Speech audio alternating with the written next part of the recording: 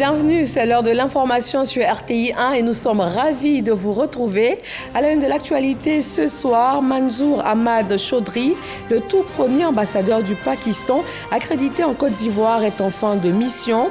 Son entretien d'au revoir avec le président Alassane Ouattara a permis de faire le point des relations entre les deux pays. Une coopération qui s'est intensifiée ces dernières années. Le district autonome d'Abidjan a engagé depuis le 22 février dernier des opérations de déguerpissement qui visent à renforcer la sécurité et améliorer le cadre de vie. Premier point, les communes d'Atekoubé et de Yopougon. Le district donne des précisions dans ce journal. Cette opération en cours a eu pour effet collatéral la fermeture de plusieurs établissements scolaires ce mardi. Une décision de la FESI pour dénoncer la démolition d'une école dans la commune de Yopougon. Après des échanges avec le ministère de tutelle, une solution a été trouvée. Et puis le Sénégal, le collectif Protégeons notre élection, maintient la pression pour réclamer le départ du président Macky Sall le 2 avril au plus tard, date de la fin de son mandat. Le collectif a appelé à une journée ville morte dans tout le pays aujourd'hui, ainsi qu'à la grève générale. Bonsoir à tous. L'ambassadeur du Pakistan en Côte d'Ivoire est en fin de mission. Il est allé le signifier ce mardi au président Alassane Ouattara. L'entretien a permis de faire le point de l'état des relations entre les deux pays. Le premier diplomate pakistanais accrédité en Côte d'Ivoire n'a pas manqué de marquer son souhait de voir une ambassade de Côte d'Ivoire ouvrir ses portes à Islamabad. Mahama Traoré pour le point complet. Toute mission diplomatique est appelée à prendre fin. C'est le cas de celle que conduisait Ahmad Chaudhry, premier ambassadeur de la République du Pakistan en Côte d'Ivoire. Après 2 années de service en terre ivoirienne, le diplomate est venu faire ses adieux au chef de l'État Alassane Ouattara ce mardi. Ahmad Chaudhry l'avoue, durant son séjour en terre ivoirienne, les relations entre les deux pays se sont intensifiées. J'ai été très honoré ce matin par la visite faite à son Excellence le Président de la République, Alassane Ouattara. Je suis à la fin de mon mandat, je m'en vais, mais très satisfait. Satisfait des œuvres accomplies, mais surtout satisfait de l'hospitalité dont j'ai bénéficié de la part de la population ivoirienne. Nous avons aussi de très bonnes relations diplomatiques, des relations commerciales très fortes. Je n'ai pas manqué l'occasion de demander à son Excellence de bien vouloir ouvrir l'ambassade de la Côte d'Ivoire à Islamabad qui renforcera davantage la coopération diplomatique. Preuve de cette intensification des liens entre la Côte d'Ivoire et le Pakistan, l'accroissement du volume des échanges commerciaux qui avoisine à ce jour 130 milliards de francs CFA. Selon Ahmad Chaudhry, l'objectif des deux parties est de le hisser dans les années à venir à 500 millions de dollars, soit plus de 300 milliards de francs CFA. La Côte d'Ivoire raffermit également les liens qui la lient aux États-Unis d'Amérique. La coopération se voit renforcée, notamment sur les plans de la sécurité et de la défense. Un poste américain de renseignement vient d'être créé au sein des forces armées ivoiriennes. Diamasso et Walter Amadou Ouattara nous en disent davantage. L'état-major général des armées abrite cette signature de convention relative à la création d'un poste américain de renseignement auprès des forces armées ivoiriennes. Les États-Unis et la Côte d'Ivoire renforcent ainsi leur coopération au plan de la défense et de la sécurité. Jessica Davis-Ba, ambassadeur des USA en Côte d'Ivoire, revient sur les points essentiels de la Convention. C'est pour sauver les vies, c'est pour travailler ensemble, pour combattre les menaces qui ne sont pas les menaces seulement pour la Côte d'Ivoire, mais pour la région, pour le monde. Un accord pour renforcer le partenariat dans le secteur de renseignement, dans le secteur de partage d'informations et d'expériences. Le général de corps d'armée, Lassina Doumbia, chef d'état-major général des armées, se félicite de cette nouvelle collaboration ivoiro-américaine. Elle va contribuer à consolider la quiétude des populations. Le renseignement est pour nous l'arme stratégique la plus importante aujourd'hui dans la lutte contre le terrorisme. Les forces armées de Côte d'Ivoire doivent être capables d'anticiper afin d'annihiler ou d'interdire tout acte terroriste sur leur territoire. Nous faisons face à une situation un peu particulière avec 2 pays au nord de notre frontière qui sont confrontés à ce terrorisme. Donc nous nous donnons pour obligation de préserver le territoire ivoirien. En l'espace de 2 années, le montant global alloué à la coopération, la défense et la sécurité par les États-Unis à la Côte d'Ivoire est passé de 4 à 60 millions de dollars américains, soit plus de 36 milliards de francs CFA. En sport, le maillot de l'équipe nationale de Côte d'Ivoire arbore depuis la CAN 3 étoiles. Kandia Camara, première magistrate de la commune d'Abobo, rend hommage à tous les acteurs qui ont contribué à la réussite de ce grand événement sportif en terre d'Eburni. Yakuba Koulibaly, Abou Sanogo. L'organisation de la 34e Coupe d'Afrique des Nations placée sous le signe de l'hospitalité a marqué plus d'un. Un rendez-vous continental de la messe du football africain qui, selon de nombreux spécialistes et experts du monde du football, s'est bien déroulé dans l'ensemble. L'événement doit en partie sa réussite à l'efficacité du dispositif organisationnel et l'implication des populations. À sa tête, le président de la République, Alassane Ouattara. Le succès de cette CAN, reconnu et salué par Kandia Camara, première magistrate de la commune d'Abobo. Bravo à nos valeureux pachydermes pour cette 3e étoile offerte à la Côte d'Ivoire. Je n'oublie pas l'encadrement technique. Surtout, je n'oublie pas le président de la FIF, M. Idriss Diallo, et tout son staff. La Côte d'Ivoire a placé cette CAN-là à un niveau tel qu'aujourd'hui, c'est toute l'Afrique qui est honorée par l'organisation de la CAN. Et cela grâce à son Excellence M. Alassane Ouattara et aux Ivoiriens. Cette CAN a renforcé les liens entre les Ivoiriens, entre les Ivoiriennes. Cette CAN a démontré effectivement que la Côte d'Ivoire, c'est véritablement le pays de l'hospitalité. L'élan du patriotisme des joueurs et des Ivoiriens, mais aussi la forte implication du chef de l'État Alassane Ouattara pour la réussite de la CAN en terre Eburni 2023, aussi saluée par les différentes couches sociales de la commune. Les hommages, les honneurs reviennent au plus haut niveau à son Excellence Monsieur le Président de la République. Nous saluons à juste valeur Madame le maire, Kandia Camara, pour ses exploits et pour son sens de développement. C'était une belle cérémonie.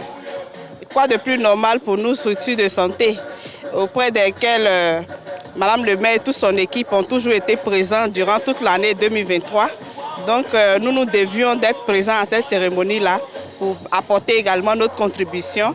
Nous souhaitons encore nos vœux les meilleurs à Madame le maire et à toute la municipalité. Notre pays continue de rayonner sur le plan national et international sous le leadership de notre président, son Excellence, M. Alassane Ouattara.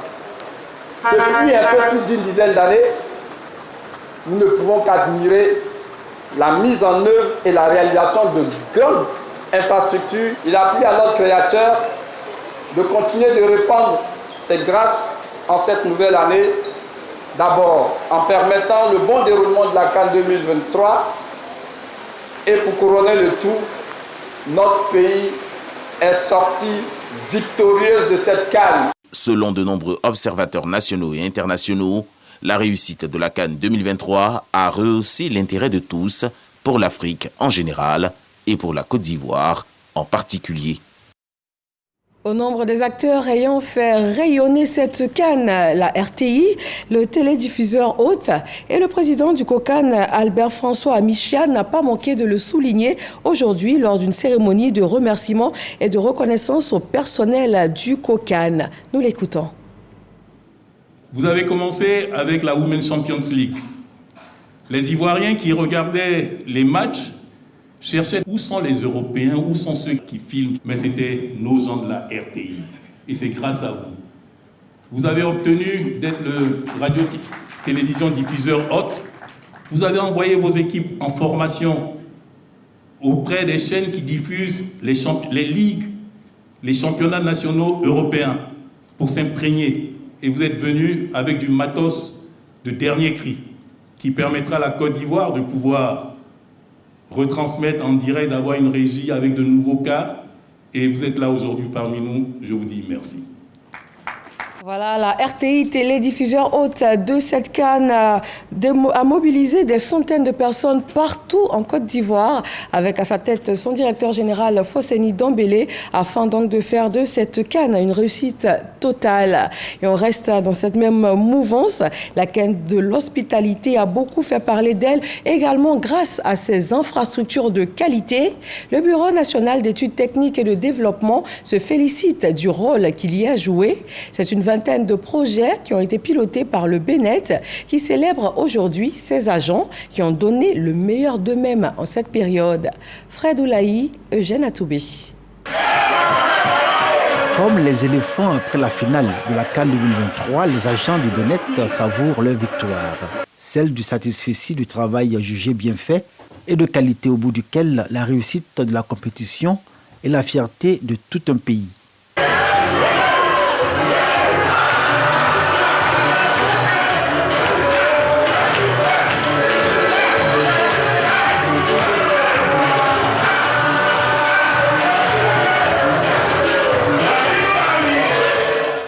C'est dans un esprit d'équipe ému par un fort sentiment national que les personnels de cette structure se sont mis à la tâche et joué leur partition. À leur honneur, la livraison dans les délais de 6 stades de compétition, 24 terrains d'entraînement, des hôtels, des hôpitaux, des CHR, des routes et des aéroports. Au total, une vingtaine d'infrastructures au bénéfice des villes hôtes de la CAN 2023 qui porte l'empreinte de l'expertise du BNET qui aura mobilisé 240 agents. Nous sommes très fiers de la victoire de notre équipe nationale, les éléphants de Côte d'Ivoire. C'est aussi une victoire pour l'organisation de la Coupe d'Afrique des Nations. Cette organisation qui est passée par des infrastructures et qui est passée par un comité d'organisation. Merci à tous, merci à tous les agents du BNET qui ont œuvré depuis plusieurs années à offrir à la Côte d'Ivoire des infrastructures de qualité.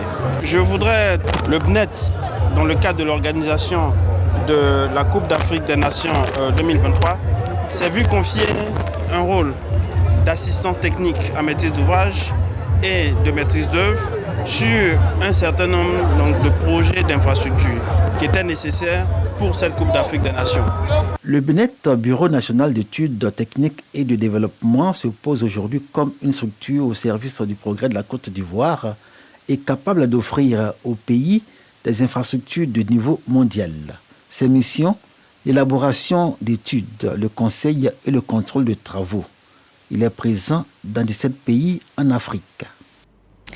Le district autonome d'Abidjan a engagé depuis le 22 février dernier des opérations de déguerpissement sur l'ensemble de son territoire.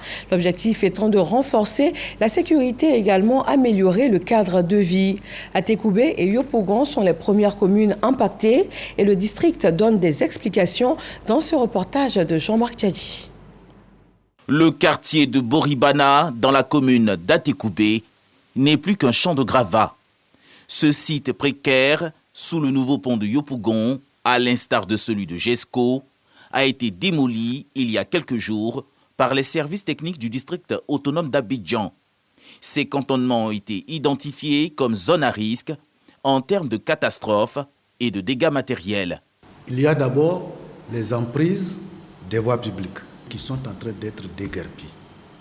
Ajouté à ces emprises des voies publiques, il y a les zones que nous appelons des zones à haut risque. Ce sont des zones qui sont parfois impropres à l'habitation, qui ne sont pas habitables, qui malheureusement sont pris d'assaut par certaines de nos populations. Il y a les versants des collines, par exemple, qui ne peuvent pas être habités. Il y a également des bâtisses sur certains réseaux d'assainissement et de drainage qui les obstruent, pour ainsi dire, et provoquent des inondations en période de pluie. 177 sites, dont 77 jugés critiques, sur le territoire du district. Le vice-gouverneur Yeo Kolotuloma fait des précisions. Je voudrais préciser et rassurer les populations du district autonome d'Abidjan de ce qu'il ne s'agit pas toujours de démolir tout un quartier. Des zones comme Boribana ont été traitées de façon intégrale parce que tout le quartier de Boribana était sur l'emprise lagunaire. L'école Cha-Hélène était bel et bien sur l'emprise de la A3. Assurer la sécurité des biens et des populations est l'une des priorités des autorités du district autonome d'Abidjan. Ces opérations de déguerpissement respecteront les procédures. L'opération va suivre son cours jusqu'à son terme. Il faut que les populations qui se trouvent dans des zones visées libèrent les installations. Les quartiers du district autonome d'Abidjan à déguerpir ont été répertoriés grâce à un comité technique composé de l'Office national de la protection civile, l'Office national de l'assainissement et du drainage, les 13 mairies du district et les forces de l'ordre. Cette opération de déguerpissement a touché dans la commune de Yopougon un établissement scolaire et la Fédération estudiantine et scolaire de Côte d'Ivoire a réagi ce mardi en mettant fin aux cours dans plusieurs établissements. En début d'après-midi, une solution a pu être trouvée après concertation. Les élèves de l'école démolie vont être réaffectés afin de pouvoir terminer en toute quiétude leur année scolaire. C'est Forazegui. Si ces conditions sont réunies, négociation après le mot d'ordre de grève de la FESI suite au déguerpissement de Yopougon-Jesco. Le ministère de l'Éducation nationale, celui de l'Intérieur, le district autonome d'Abidjan et la FESI, Fédération estudiantine et scolaire de Côte d'Ivoire, accordent leur violon. C'est sous instruction de la haute hiérarchie, à savoir M. le ministre de l'Intérieur et de la Sécurité et M. le directeur général de la police nationale, qui nous a instruit de rencontrer toutes les parties prenantes à cette grève. Toutes ces structures se sont rassemblées autour de nous pour pouvoir d'abord engager le dialogue et trouver une solution idoine. Après de longues minutes d'échange, les nouvelles sont plutôt rassurantes. Les recherches ont permis d'avoir une idée exacte de l'état des lieux, lequel état des lieux a permis d'engager, n'est-ce pas, des recherches pour trouver les établissements les plus proches afin, n'est-ce pas, d'y mettre les élèves. Tout ce travail se fait vraiment en symbiose avec le district. Nous sommes persuadés qu'avec la détermination de Mme le ministre par rapport à la recherche de pistes, de solutions, nous sommes persuadés que d'un moment à l'autre, nous pourrons donc, en collaboration avec le district, permettre à ces enfants de reprendre donc le chemin de l'école. Pour le district autonome d'Abidjan, il n'est pas question qu'un seul de ces élèves perde le bénéfice de l'année scolaire. C'est pour cela que leur recasement est une priorité pour le ministre du district autonome d'Abidjan. Et je pense que d'ici peu, ça sera après nous, cette situation. Une situation s'est avérée. L'État cherche déjà des solutions. Je pense que nous, syndicats, nous, élèves étudiants de Côte d'Ivoire, nous sommes déjà heureux pour que ces solutions soient trouvées pour nos camarades élèves de Cha-Hélène. Nous allons faire fidèlement le point au secrétaire général de la FESI et à travers donc plusieurs canaux d'information, je pense qu'il va donner la conduite à tenir pour les jours à venir. Les élèves retrouveront sûrement le chemin de l'école dans les heures à venir. Leurs camarades de Cha-Hélène, quant à eux, seront répartis dans d'autres établissements pour leur permettre de finir l'année scolaire dans de bonnes conditions. Pour bien suivre l'évolution de la situation, un comité de crise et suivi a été créé et les parties ont promis se rencontrer régulièrement. Direction la France, le ministre ivoirien des Eaux et Forêts multiplie les rencontres en marge du 60e Salon de l'Agriculture. À la recherche de nouveaux partenariats et investissements, Laurent Tchagba met en avant son action en faveur de la gestion des ressources en eau, la forêt et la faune. Franck Wadio et Zakaria Traoré. 1990, la déforestation en Côte d'Ivoire est estimée à une perte de 275 000 hectares de forêt, passée en 2021 à 26 000 hectares. Une tendance baissière due à l'action concertée gouvernement et partenaires. À Paris, à ce 60e Salon international de l'agriculture, le ministre Laurent Tchagba entend le relever au cours de rencontres et échanges. Un dynamisme d'une politique globale qui s'appuie sur les 3 axes eau, forêt et faune.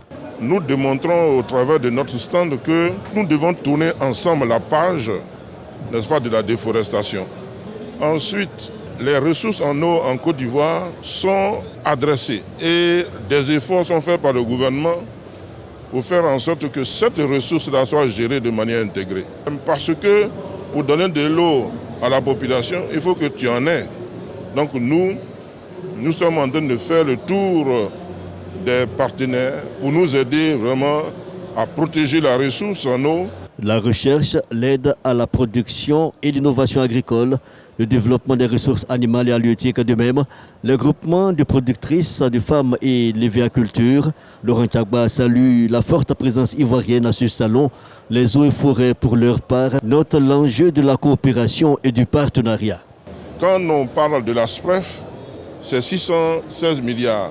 Quand on parle de, disons, la stratégie de valorisation des produits forestiers, c'est 320 milliards. Vous voyez, donc l'État seul ne peut pas mobiliser ces ressources-là pour le financer sur son budget.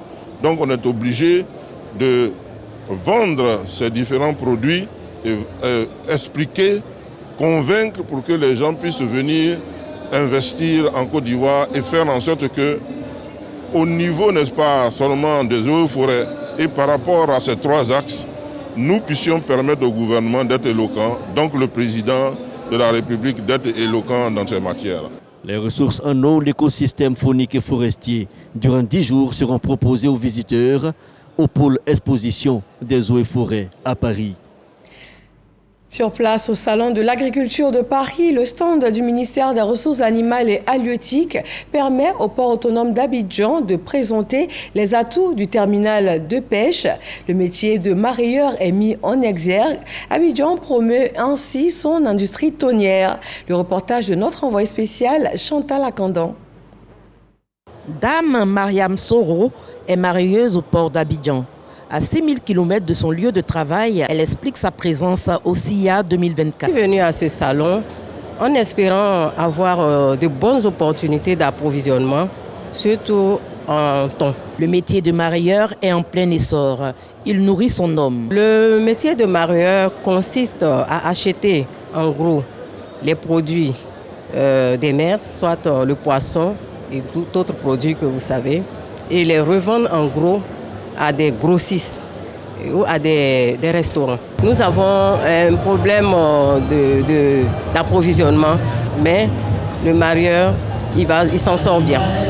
Comme Dame Soro, des femmes de la diaspora s'intéressent à cette activité. Avec les informations que j'ai reçues, je pourrais me mettre avec mes amis investisseurs ici, qui sont d'origine ivoirienne aussi, pour qu'on puisse aller investir dans notre pays et puis participer à l'économie de notre pays. Abidjan, capitale économique de la Côte d'Ivoire, affirme sa position de leader dans l'industrie tonnière en Afrique subsaharienne. À ce Salon international de l'agriculture de Paris, la direction de la pêche va à la pêche aux opérateurs. Son appât, les atouts du terminal à pêche d'Abidjan. Nous sommes venus dire à la diaspora qu'au niveau du port d'Abidjan, il y a une activité qu'on appelle le mareyage, qui est l'activité par laquelle on peut acheter le poisson frais, congelé, pour le revendre. Donc cette activité est une activité à forte valeur ajoutée.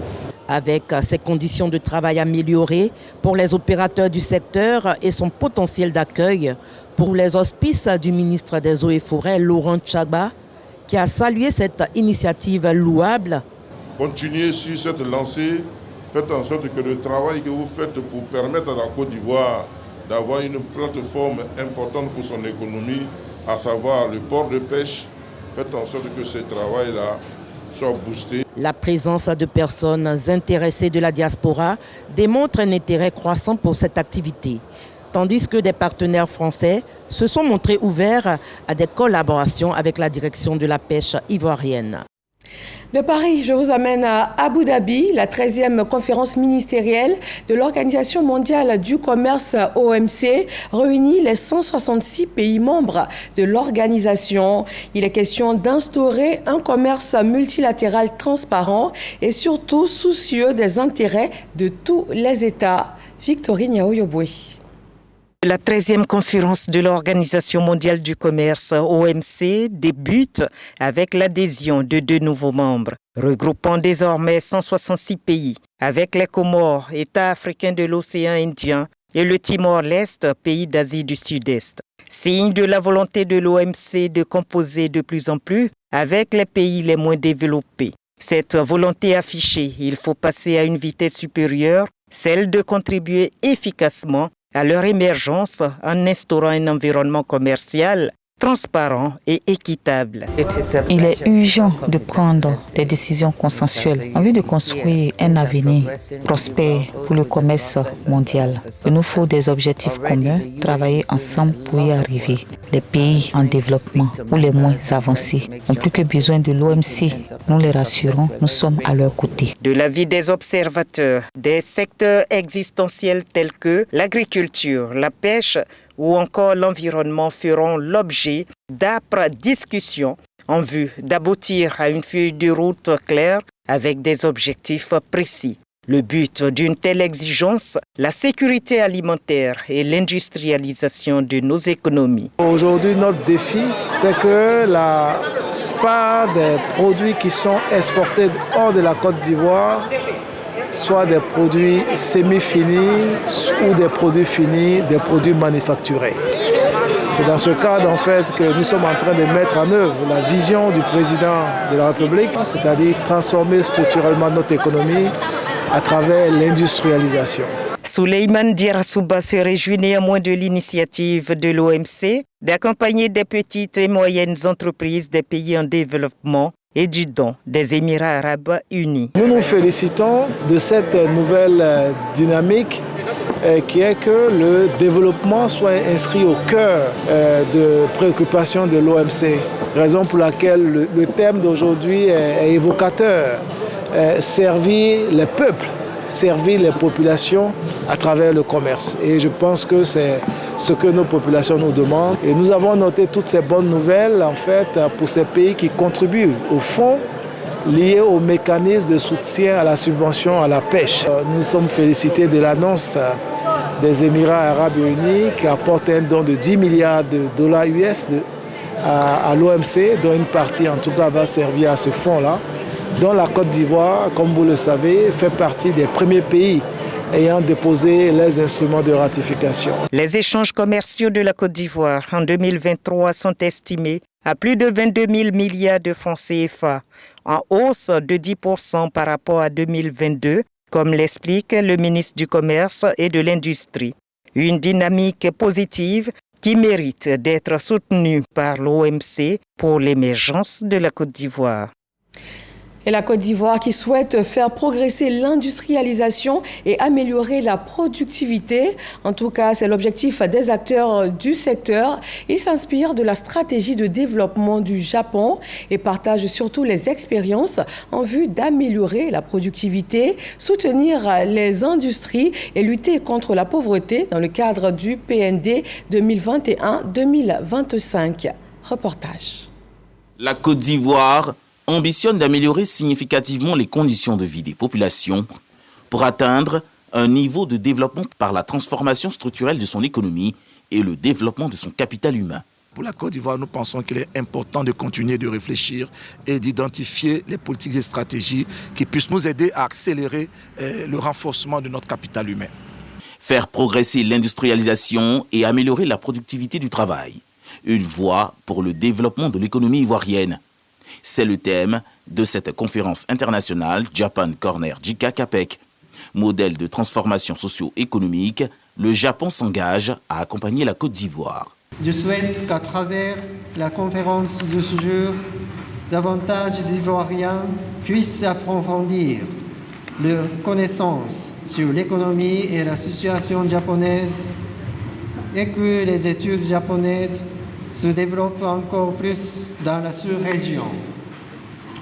Nous espérons également que les résultats de cet échange académique serviront de référence pour le développement industriel, économique et des ressources humaines de la Côte d'Ivoire. La ministre de l'économie, du plan du développement, a émis le souhait de disposer d'un document de synthèse sur les leçons à tirer de l'expérience japonaise pour l'industrialisation de l'économie ivoirienne, l'amélioration de la productivité du travail et la création d'emplois. La lenteur du rythme de transformation structurelle de l'économie, la faiblesse de la productivité du facteur travail et l'ampleur du secteur informel dans notre économie. La conférence internationale de ce matin est donc la bienvenue. Elle nous permettra de nous imprégner de l'expérience du Japon pour enrichir les politiques et stratégies en cours en vue de faire face aux défis énumérés. Le Japon, à bien des égards, est un modèle de transformation socio-économique de référence pour des économies comme les nôtres. L'objectif de la conférence est de favoriser une meilleure compréhension de la voie du développement et d'identifier des enseignements spécifiques pour accroître la productivité du travail et accélérer l'industrialisation et la réduction de la pauvreté. Dans la même veine, l'Organisation japonaise du commerce extérieur a mobilisé 26 entreprises japonaises pour le Business Forum Côte d'Ivoire-Japon, occasion pour le Centre de promotion des investissements en Côte d'Ivoire de vendre les opportunités d'investissement dans le pays. La Confédération générale des entreprises de Côte d'Ivoire n'a pas manqué de rassurer les investisseurs japonais quant à la qualité de l'environnement des affaires dans notre pays. Le Bureau ivoirien pour la promotion de l'intégration africaine veut redynamiser son fonctionnement. Les responsables de l'organisation ainsi que des experts se sont donc réunis afin d'ouvrir la réflexion. Khalil Diomondi. Des réflexions en vue de donner un souffle nouveau et une allure plus attractive au BIPIA, le Bureau ivoirien pour la promotion de l'intégration africaine. 19 ans que l'organisation existe, il faut donc l'adapter aux défis du moment. Managers et experts passent au crible les instruments qui permettront une meilleure gouvernance du BIPIA. Au nombre de ces outils, le plan d'action stratégique 2024-2028. Ce plan d'action va renforcer et redynamiser donc l'action du bureau et nous rendre plus efficients donc à la réponse des besoins des communautés, aussi bien nationales qu'africaines, vivant en Côte d'Ivoire. Il y a eu un audit qui a été diligenté par le ministère du Budget et des Finances. Nous avons eu des recommandations et donc voilà la raison pour laquelle nous sommes donc à l'ouvrage. Le contexte social ayant changé, nous sommes bien obligés de nous adapter et de nous conformer pour une meilleure efficacité d'action. Le ministère des Affaires étrangères, de l'intégration africaine et des Ivoiriens de l'extérieur fonde beaucoup d'espoir en ces assises. Nous espérons avoir un fonctionnement plus efficace, adapté aux nouvelles réalités du secteur d'intégration. Deuxième élément, nous espérons l'adéquation des ressources qui sont mises en œuvre, particulièrement avec les destinations pour lesquelles elles sont mises en œuvre. Créé en 2005 dans un contexte de crise post-électorale, le BIPIA a pour vocation de veiller à la bonne cohabitation entre les communautés africaines vivant en Côte d'Ivoire. Le maire de la commune de Touba, Moussa Sanogo, a inauguré dans le département de Ouaninou plusieurs infrastructures de base, un centre de santé, un château d'eau qui vont contribuer significativement à l'amélioration des conditions de vie des populations. Léon Brou. Bekosso, dans le département de Ouaninou. Ce centre de santé composé d'un dispensaire, de latrines et de logements d'infirmiers qu'il remet aux populations est une réalisation du ministre du Patrimoine, aussi donateur de ce château d'eau d'une capacité de 50 mètres cubes au village de Tiaoué pour desservir des localités du canton Zengoma, dont Bekosso. À Ouaninou, les populations également en phase avec Moussa Sanogo pour célébrer l'extension du réseau électrique de la commune. Qui donne de l'eau, donne la vie, qui donne de l'eau, donne la santé et améliore les conditions de vie de nos populations. C'est pour ça que nous sommes là pour célébrer ce château, mais pour dire merci au chef de l'État et dire merci au donateur qui est le ministre Moussa Sanogo. Centre de santé de Bekosso, château d'eau de Tiaoué, extension du réseau électrique communal de Ouaninou. Des réalisations du ministre Moussa Sanogo pour honorer les engagements pris en 2021 par ce cadre du BAFING de contribuer à l'amélioration des conditions de vie des populations de la région. Ce sont des choses fondamentales pour faciliter la vie des populations, pour améliorer leur santé, parce que c'est une population en bonne santé qui peut produire de la richesse. En tout cas, un ensemble de choses extrêmement importantes en fait que ces populations puissent avoir elles aussi leur part du développement du pays. Comme à Tiaoué, Bekosso et Waninou, à Touba, la fête des infrastructures de base aussi pour rendre hommage aux éléphants de Côte d'Ivoire pour leur 3e sacre et au président Alassane Ouattara pour l'organisation réussie de la CAN 2023. Bien sûr, il y a la joie d'avoir remporté le trophée, mais aussi et surtout le fait que ça a donné, on va dire, une renommée à la Côte d'Ivoire. Beaucoup de gens sont venus voir le pays, ont reconnu la qualité du travail qui s'est fait sous la houlette d'un seul homme, c'est le président de la République. Cet hommage des populations du Bafing au chef de l'État pour la CAN de l'hospitalité que pour le développement impulsé par le président Alassane Ouattara à travers ses collaborateurs issus de la région, en l'occurrence Moussa Sanogo, ministre du patrimoine, du portefeuille de l'État et des entreprises publiques. De Touba, nous prenons la direction de la sous-préfecture de Santa, c'est dans le département de Biancouma. Là-bas, les femmes ont décidé de se fédérer en association. Elles souhaitent ainsi participer au développement de leur localité et trouver donc des solutions aux problèmes d'électricité, de voirie et de santé, entre autres. Léon Brou. Goualeux, illustration des difficultés des populations, notamment les femmes des villages de la sous-préfecture de Santa dans le département de Biancouma. Eau potable, route, pauvreté. En quête de solutions, les femmes fédèrent un groupement pour le développement d'activités génératrices de revenus. Pour ces 500 qui procèdent à la sortie officielle de leur organisation, un seul souhait, l'autonomisation. Ces bananes, on cultive beaucoup, manioc, mais on n'a pas de route. À cause de l'état de la route, nos bagages ne peuvent pas sortir. À la rescousse de ces femmes, le directeur général du Centre régional des œuvres universitaires, Crou de Man, un cadre de Biancouma. Mamadou Deli, parrain de cette journée, donateur d'un appui financier. Il invite à faire confiance à celui dont il tient cet appui, le président Alassane Ouattara. Nous sommes venus dire aux parents que le président Alassane Ouattara, dans ses mains, la Côte d'Ivoire grandit, se développe, devient attrayante, est dans la paix, dans la cohésion. Et vraiment, le développement arrive jusqu'à eux. Le développement avec le président Alassane Ouattara est à la portée de tous. Je demande aux parents de prier pour qu'il y ait longue vie, qu'ils soient en bonne santé. Ces filleuls du directeur général du Crou de Man, des membres de 2 groupements féminins de création d'activités génératrices de revenus qui exercent dans 2 villages de la sous-préfecture de Santa. C'est une révolution dans la délivrance des titres fonciers. Depuis quelques semaines, le ministère de la Construction expérimente la signature électronique.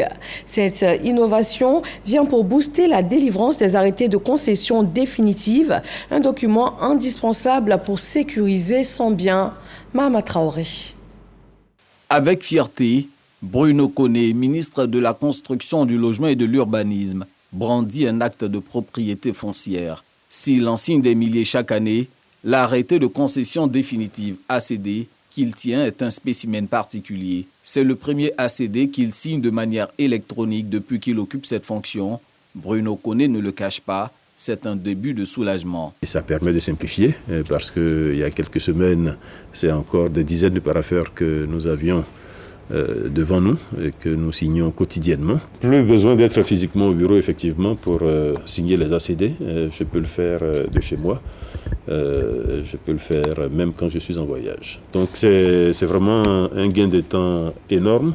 Fini les longues heures de travail pour ce haut cadre de l'administration publique ivoirienne. Sur ces images prises un soir de fin décembre dernier, voici ce à quoi ressemblait le bureau du ministre de la Construction avant l'avènement de la signature électronique. Il devait apposer son cachet sur des centaines de documents de propriété foncière classés dans une pile de parapheurs. Il en signait en moyenne 1 millier tous les mois. Rien qu'en 2020, il en a fait 17 000. Pour comprendre le caractère fastidieux de la tâche, rendons-nous au service en charge du contrôle et de la vérification du dit ministère. C'est ici que sont compilés les milliers de dossiers soumis au ministre. Une vingtaine d'éléments que nous devons contrôler. Nous assurer que le document est authentique. que le document est présent, que le lotissement sur lequel porte la parcelle est approuvé. Donc il y a tout un tas de recherches que nous faisons. Nous nous assurons aussi que le projet qui est soumis à la signature de M. le ministre ne comporte pas d'erreurs matérielles. Et donc il y a une vingtaine d'éléments, plus d'une vingtaine d'éléments qui sont à l'intérieur de ce dossier qu'il faut compulser, qu'il faut regarder, qu'il faut analyser et qu'il faut se rendre compte que tous ces documents sont authentiques et que ça peut être soumis à la signature de M. le ministre. Tous ces dossiers physiques arrivent chez le ministre. C'est très fastidieux, il doit certainement chercher à le regarder. Générant moins d'efforts et plus de célérité, la signature électronique présage d'une meilleure productivité dans la délivrance des titres fonciers. Nous avons aujourd'hui un système qui permet à terme d'aller jusqu'à 60 000 à 100 000 ACD par an. Là où nous en sommes aujourd'hui autour de 10 et 12 000 ACD aujourd'hui par an. Les plus heureux de l'avènement de la signature électronique au niveau du ministère de la Construction, ce sont les usagers. J'ai une cour, mais je n'ai pas encore eu mon papier, puisque c'est déposé aussi. Je suis en attente. Mais si maintenant, si le ministère de la Construction envoie les signatures électroniques, c'est très bon. Voilà, ça va nous aider pour qu'on puisse avoir nos attestations facilement, nos ACD facilement. Ça va permettre d'aller un peu plus vite. Voilà, tout le monde pourra avoir ses dossiers à temps au lieu d'attendre plusieurs mois ou plusieurs années souvent pour pouvoir avoir son dossier. Malgré la garantie de célérité, cette digitalisation de la procédure n'occulte pas la traçabilité et surtout l'authenticité des actes délivrés. Cette signature électronique ne dispense pas le contrôle qui est fait a priori. Le contrôle est toujours fait. Nous allons changer d'échelle en garantissant toujours la crédibilité de l'acte que nous faisons signer par le ministre. Une administration publique numérique et digitalisée, le ministère de la Construction, du Logement et de l'Urbanisme fait partie des entités désignées pour tester la phase pilote du projet de signature électronique dans l'administration initié par le ministère de la Fonction publique. Pour l'heure, l'expérience marche et devrait dans les mois à venir s'étendre aux autres départements ministériels. En politique, dans l'ouest de la Côte d'Ivoire, le Rassemblement des Oufouettistes pour la paix et la démocratie, RHDP, mobilise ses militants. Ils ont été invités à se faire enrôler dans le cadre de l'opération e-militant. Mama Traoré. C'est le ministre Pierre Demba qui a conduit cette délégation du RHDP dans la région du Tonpi, avec pour feuille de route remettre officiellement les cartes de membres des élus et cadres RHDP, puis celles des secrétaires départementaux et militants de base. C'est la suite logique de l'opération entamée en décembre dernier par le directoire du parti. Depuis le 23 juillet 2022, date des élections des secrétaires départementaux, nous avons été mis en mission à travers le e-militant. Et cela parce qu'à l'horizon, pointe des enjeux non des moindres. Car un parti politique n'a autre objectif que de gagner les élections. Je peux vous rassurer que les structures de base des 18 secrétaires départementaux que vous êtes, avec toutes vos structures qui vous accompagnent, nous allons vous accompagner en tant que cadre pour que le travail du parti que le président vous demande, que le parti vous demande, vous puissiez le faire de façon sereine. Pour l'ensemble des localités de la région du Tonpi, le RHDP ambitionne d'identifier 111 000 militants. Sur les 47 000 déjà enrôlés, plus de 31 500 demandes ont été validées. Pierre Demba invite les militants à souscrire à cette opération qui vise à consolider le RHDP comme première force politique du pays. Vous devez vous faire enrôler. Parce qu'on n'est pas militant à la maison. On n'est pas militant dans sa chambre. On a besoin de se compter pour savoir qui est vraiment avec nous. Et c'est pour cela qu'on fait le e-militant. Je sais que dans le Tonki, il y a encore des gens, des poches de personnes à aller chercher pour que nous soyons tous embarqués dans le train du développement conduit par le président Alassane Ouattara. Les secrétaires départementaux sont chargés d'exécuter cet appel afin que l'opération e-militant soit un succès pour le RHDP dans le Tonki. Au Sénégal, le collectif Protégeons notre élection maintient la pression pour réclamer le départ du président Macky Sall le 2 avril au plus tard, date de la fin de son mandat. Il a appelé à une journée ville morte dans tout le pays aujourd'hui, ainsi qu'à la grève générale. Une initiative moyennement suivie.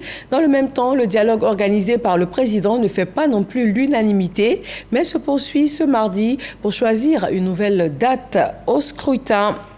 Et puis, l'émir du Qatar, Tamim Ben Hamad Al Thani, est en visite d'État en France. Dans son agenda, la libération des otages à Gaza et la relance du processus pour la création d'un État palestinien. Également, le renforcement de la relation bilatérale avec la France.